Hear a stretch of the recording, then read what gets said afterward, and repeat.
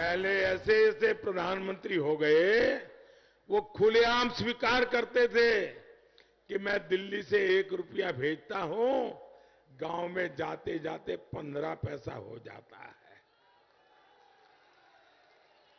भाइयों बहनों, ये मोदी और योगी है। रुपया दिल्ली से निकलता है, 100 के 100 पैसे आखिरी जगह तक पहुंचते हैं भाई। मोदी और योगी का यही मैजिक विपक्ष के लिए कैसी पहेली बन गया है, जिसे सुलझाने के लिए अखिलेश राहुल से लेकर मायावती और अब जयंत की भी मदद ले चुके हैं, लेकिन नतीजा सिफर ही रहा है।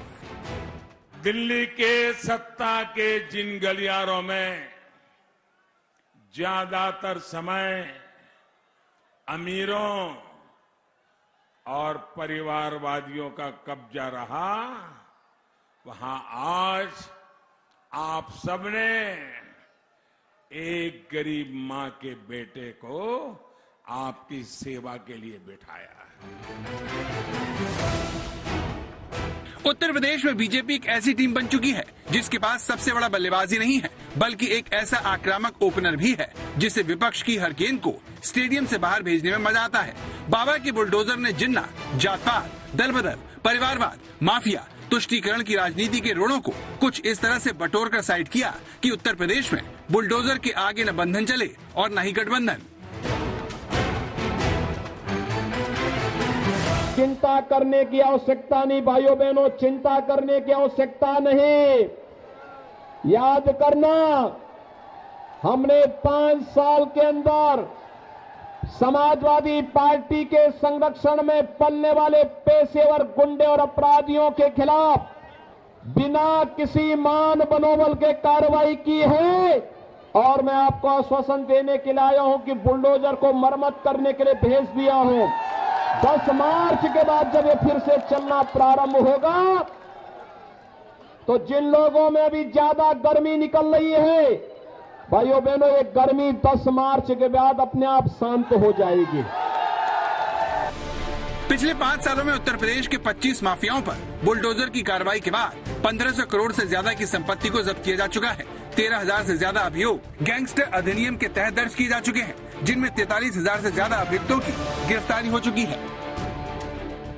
आज वही माफिया सरकार के सामने एक कीड़े की तरह देखता हुआ दिखाई देता है।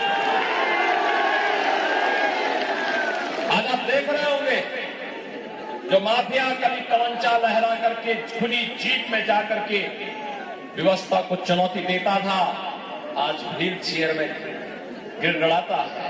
और इसीलिए मैं कहता हूं, हमारा बुलडोजर बोलता नहीं, लेकिन माफियाओं की, बड़े बड़े माफियाओं की बोलती। योगी सरकार के 5 साल के कार्यकाल में कई बार ऐसे मौके आए जब कई बड़े अपराधियों ने थाने में जाकर आत्मसमर्पण कर दिया। योगी सरकार ने सारे प्रदेश में पूरब से पश्चिम तक अपराधियों के खिलाफ बेहद कठोर कार्रवाई की। अपराधियों की संपत्ति को जब्त किया गया और करोड़ों के अवैध निर्माण को ढा दिया गया। इसी वजह से योगी की छवि एक बुलडोजर बाबा की बन चुकी है। वही हवा है, वही सपा है, कुछ भी बदला नहीं है।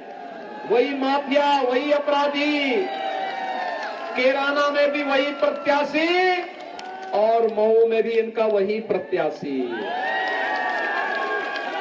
बदला क्या है? कुछ भी तो नहीं बदला है।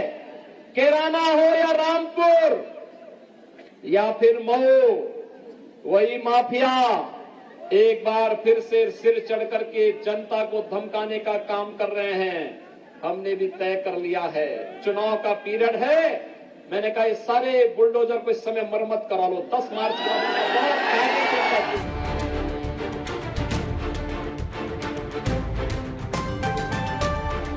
प्रधानमंत्री नरेंद्र मोदी की छत्रछाया में योगी आदित्यनाथ बीजेपी के इकलौते ऐसे नेता हैं जो अपनी पहचान बनाने में कामयाब हुए हैं। इसने बीजेपी को मोदी और योगी की कैसी जोड़ी से लैस कर दिया है, जिसकी लोकप्रियता अभी उफान पर है। योगी ने सुशासन की बात की, डिलीवरी की बात की, और जो कानून व्यवस्था के मार्फत इन्होंने जो अभियान चलाया माफियाओं पर, तो इससे छोटे माफिया जो थे वो दहशत में आ गए। उन्होंने या तो अपना ट्रेंड बदल दिया या शहर छोड़ दिया, और छोटे छोटे अपराध जैसे चैन खिंचाई, जैसे महिलाओं के साथ छेड़छाड़, जैसे गाड़ी चोरी कर लेना, तो ये जो छोटे अपराध वाले लोग थे, ये डरे और ये बंद हुआ। इससे जनता के बीच फैल गया। हालांकि उत्तर प्रदेश को जीतकर ही मोदी ने 2014 में चमत्कार किया था। इसके बाद हुए हर चुनाव में बीजेपी विपक्ष को पटकनी देने में कामयाब हुआ। लेकिन 2022 के चुनाव में मोदी और योगी की जबरदस्त जोड़ी ने भगवा पार्टी की ताकत को पहले से कई गुना ज्यादा बढ़ा दिया है।